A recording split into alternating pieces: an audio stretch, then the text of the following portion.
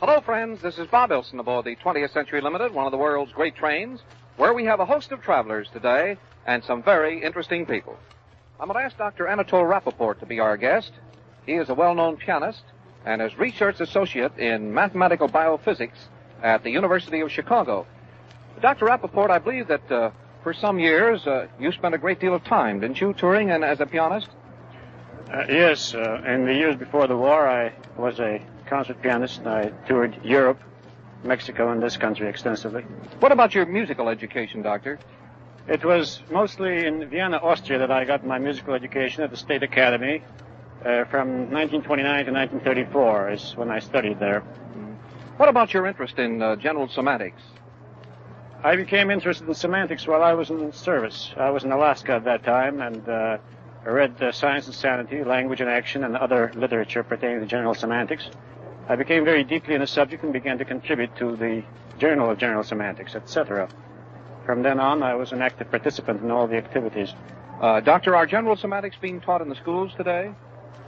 As I understand it, about 7 universities in the country offer general semantics as such. But besides that, it is taught in connection with other subjects such as philosophy, psychology, education, speech, and English. Dr. Rappaport, would you define general semantics for us as associated with the average person? It is very difficult to define general semantics because semanticists view definitions with a great deal of apprehension. However, one might say that general semantics is a study of evaluation. It is primarily a study of how human nervous systems react to symbolic processes and symbolic systems. Language, of course, is one of the most important of such systems. But other systems also exist, which are symbolic in nature. Music is one of them, and mathematics another.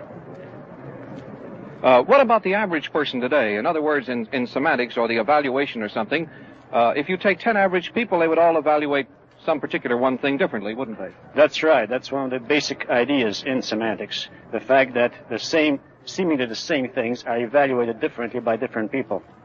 Is there any relationship between music and semantics? Well, there is an approach of general semantics to art in general. Art is largely an abstracting process, and music is an abstracting process par excellence. The general semanticist analyzes these abstracting processes in music and can apply his discipline to that art with a great deal of success, I think. By the way, your interest in music, do you still have it? Yes, I still play concerts. In fact, my lecture connected with this series is a lecture recital with illustrations of the piano. Are you lecturing in all parts of the country now? No, I'm at present employed in the University of Chicago. This lecture is in connection with the General Semantics series. I see. Well, Doctor, it's been very nice having you as our guest on the Century today, and I hope you'll try a shave with our product. It's Crank Shave Cream with Diexin, the blue package for the lather and the green for the brushless, and thank you so much for being our guest. Thank you very much. And that was a very well-known pianist and a gentleman associated with the University of Chicago in the Mathematical Biophysics Department, Dr. Anatole Rappaport. I'm going to ask Mr. Thomas W. Bresmahan to be our guest. He is associated with one of our lead magazines, McCall's, and is interested primarily in home furnishing and in home building. Mr. Bresmahan, you were talking about home building being slow. Why is that? Because of the very high prices? Because, yes, primarily, but the high prices are caused by a multitude of complex reasons. The fact that home building is conducted by old-fashioned handcraft method of manufacture as opposed to our streamlined assembly line methods of other manufactured products in this country. And it's a slow procedure. Every man and woman who wants to build a house wants some specific house designed for their own needs and purposes, not like an automobile, which is mass production. Well, that is certainly very true. What about the trend in home furnishings and in furniture? Are there many people today who are modern-minded? They are indeed. They are indeed. The trend toward modern, particularly in furniture, is very pronounced. You can see that at the home furnishings markets in New York, Chicago, High Point, North Carolina, that the modern furniture was at least 60 to 65% of all the items shown. And the public has accepted it. the new public that's come after the war, the young people starting out to build homes, all ask for modern furnishing. I've noticed some of the colors in some of the beautiful rooms in your magazine.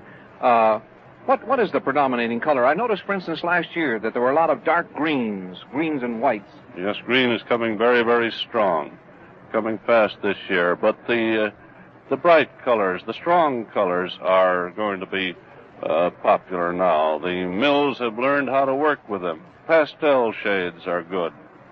Alive colors that are alive and bright. What about the use of glass in home building, Mr. Bresmahan? We've seen, for instance, in some of the magazines, some glass houses. You're going to see a great deal more use of glass. Glass for insulation purposes. I mean by that insulated glass, double thickness with an insulation of air between, thermally sealed. Thermopane is an example of it. It's only the lack of ability to produce it in quantity sufficient for the market is the only thing that's holding it back, but you'll see plenty of it on the market this year. Do you suppose we're ever going to see the day, maybe in the not-too-distant future, say when big apartments and homes will all basically have built in them air cooling? Oh, yes. That will come first in the sections where the demand for it is greater, southwest and south, of course. But, you can see more and more of it all the time. It's right upon us today. Well, Mr. Bresmahan, it's been awfully nice having this chat with you, and I hope you'll try a shave with our product. Here's a green package of Crank's brushless shave cream containing the amazing discovery Diexin, and once you use it, I'm sure you'll never want to shave with anything else. Thank you, Bob. I'll try it tomorrow morning. Thank you very much for being our guest. And that was Mr. Thomas W. Bresmahan of McCall's Magazine. Attention, friends. Crank's sensational bargain offer is closing in just a few more days. And if you take my advice, you won't wait another day to act, because it's truly an amazing opportunity to get the nationally famous Style King men's belt with a beautiful, genuine, dearie old, non-tarnishable buckle that gleams like gold. It's a real beauty. It has a patented giant grip. It comes in sizes from 22 to 62 inches, with any initial you desire handsomely raised on the buckle. You'd expect to pay at least $3 for a belt like this and consider it a wonderful buy. But if you act now, before the offer closes at midnight March the 14th, and mail in a Crank Shave Cream box top and only 50 cents to Crank's, Box 831, Chicago, your belt will be sent to you right away and post-paid. Remember, whether you prefer a brushless shave or a rich brush and lather shave, you can now enjoy the benefits of whisker-wielding Diexin and Crank Shave Cream. Within seconds, Diexin absorbs the water-resisting film on your whiskers, lets the water soak right into the hairs for quick, easy, and comfortable shaving. Your face feels as smooth as silk, marvelously sleek and refreshed. So hurry, men, and buy a jar or tube of either Crank's brushless shave cream in the green package or Crank's new rich lather brush shave cream in the blue package. Be sure to tell us the initial and belt size you want. But don't wait, don't hesitate, because this offer positively closes midnight March the 14th and will not be repeated. So get busy. Send a Crank's box top and 50 cents for each belt you order and mail to Crank's. That's Kranks, Box 831, Chicago. Do it now. Only a few days left. We have one of the outstanding personalities on the American stage as our guest on the Century today, Miss Gertrude Lawrence. I've been wanting for a long time to tell her how much I enjoyed her work in Pygmalion. So, Miss Lawrence, I think this is the first chance I've had. Thank you very much. I'm glad you liked it. I thought it was wonderful. Fine. How long did you play in Pygmalion? Oh, we started to do it. We were going to do it for 8 weeks originally, but we ran 2 years.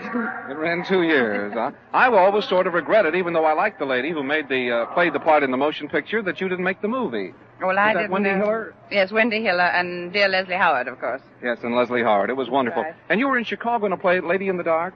Yes, remember? Yes, I do indeed. One of the things I remembered about it was the fact that the Civic Opera Theater, I believe, had just opened shortly, and it was the first chance that they had a play where they could really do something with the stage, you remember? Yeah, well, we did cover quite a lot of ground up over there. Yes. What was it they did in that that was unusual? Was it some way that they shifted around We to had show? 4 revolving stages. Uh-huh. And they all revolved in different directions, so if you missed one, you were like the old lady catching the last bus, you know. You got 1 foot on one revolve and 1 foot on the other. It was just too bad.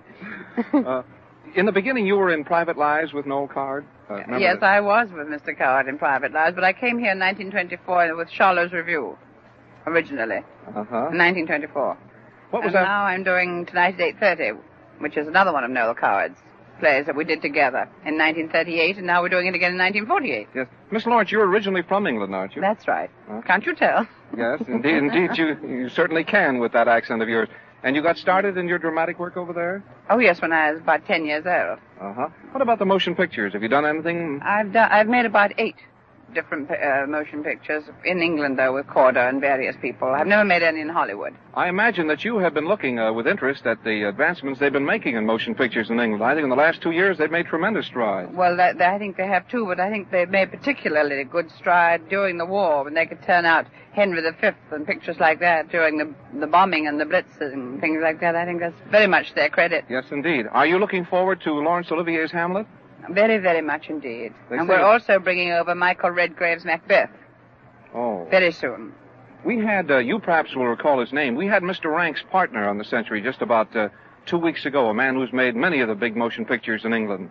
I don't know what his name would be. It just doesn't strike me, but I remember that he mentioned your name and the fact that he had wanted to have you do something for them over there, but he came after you'd come over to this country. Oh, I see. Yes, Mr. Rank wasn't operating when I was working with Mr. Corder. I don't think he'd started then. My last picture was Rembrandt with Douglas Fairbanks and Charles Lawton. Yes, I recall that too. I am a really rabid movie fan. I see everything. I do too. I love them. Well, Miss Lawrence, it's been awfully nice having you as our guest on the Century today, and I wish you continued success in your career. Let me go because I've got Marlene Dietrich's Kleenex under my arm. Thank you so much for being our guest. And for the man in your life, here is a tube of our product. It's Crank Shave Cream with Diaxin, the blue package for the lather, and the green for the brushless. And again, thank you so much for being our guest. And that was one of the outstanding figures on the American stage, Miss Gertrude Lawrence, who is currently appearing in Noel Coward's tonight at 8:30. Friends, before it's too late, be sure to send for several of those handsome belts we're offering. Remember, the buckle is genuine, non-tarnishable Duriod with any initial you want. This offer positively ends midnight, March the 14th, and will not be made again, so hurry. Just get a jar or tube of either Crank's new rich lather shave cream or Crank's brushless shave cream, both containing whisker-wilting Diaxin. Mail the box top with your name and address, belt size and initial, with only 50 cents to Crank's, that's K-R-A-N-K-S, Box 831, Chicago, Illinois, and your belt will be mailed postpaid. Do it now, only a few days left, and you'll say thanks to Crank's for a perfect shave. And now the Century's all set to pull out for New York, and this is Bob Elson saying goodbye for today from the world-famous Streamliner, the 20th Century Limited.